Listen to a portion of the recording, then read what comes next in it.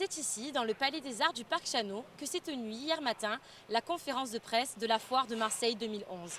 À cette occasion, la directrice adjointe de la SAFIM, Catherine Casadei, et Richard Lattière, le directeur des manifestations de la Foire, sont revenus sur les nouveautés de cette édition. La Foire, donc, c'est cette année, en Europe, une première, la Suisse. Nous avons le plaisir d'accueillir un très grand pavillon suisse qui va nous proposer ses produits très typiques dans le Haut-Rhin. Il y a beaucoup de premières cette année sur la Foire et moi j'adore toutes ces nouveautés. En périphérie de ce village, vous trouverez l'espace agriculture paysanne, un tout petit peu plus loin, où là vous aurez un marché paysan, vous aurez les animaux de la ferme, c'est évidemment tout public, notamment pour les petits mais aussi pour les grands. Nouveau secteur aussi sur le village des sports et loisirs, alors le contenu est très riche, grâce surtout à Delphine Ménard qui a beaucoup œuvré pour ça. Mais on pourra y retrouver, grâce à la participation du BDOX, un parcours santé pour les petits et grands où on pourra s'initier. Le slogan c'est la santé, c'est la forme de tous les jours, donc on va initier ce parcours. Un village olympique pour le rugby, avec la Ligue régionale de rugby, puisque cette année, Coupe du Monde oblige, on a pensé que c'était très bien de mettre le rugby à l'honneur. Une nouveauté aussi cette année dans le Palais de l'Europe, que vous aurez l'occasion de visiter.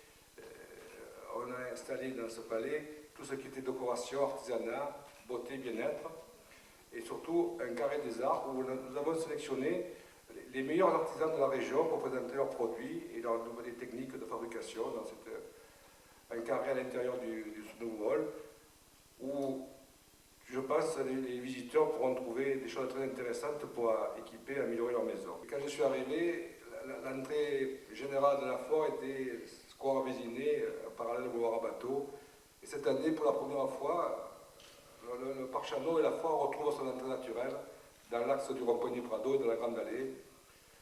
C'était un changement surtout pour les habitudes des visiteurs, qui ont toujours été l'habitude de se précipiter côté Rabateau cette année, mais dès qu'ils seront sortis du métro, ils iront directement dans l'axe principal et ils rentreront dans le Parc Chano par l'entrée qu'ils croient la plus noble. Michel Kester, le président et directeur général de la SAFIM, est quant à lui revenu sur les habitudes des exposants et sur les modifications faites sur le Parc Chano.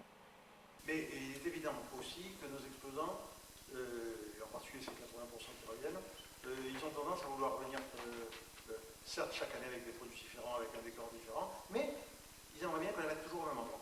Parce que c'est là qu'ils ont réussi et par conséquent, on sait ce qu'on a, on ne sait pas ce qu'on aura. Donc nous avons aussi à lutter contre ça. Le Parc Chano, depuis 10 ans, on le chamboule beaucoup. On a démoli 3 halls, on a reconstruit un et complètement transformé un autre. Avec la création du Palais d'Europe, on fait encore très fort, puisque c'est tout le secteur des anciens halls 7A, 7B, 7C qui est modifié. Tout ça, évidemment, ça renouvelle complètement le décor de la foire, mais aussi celui des esplanades.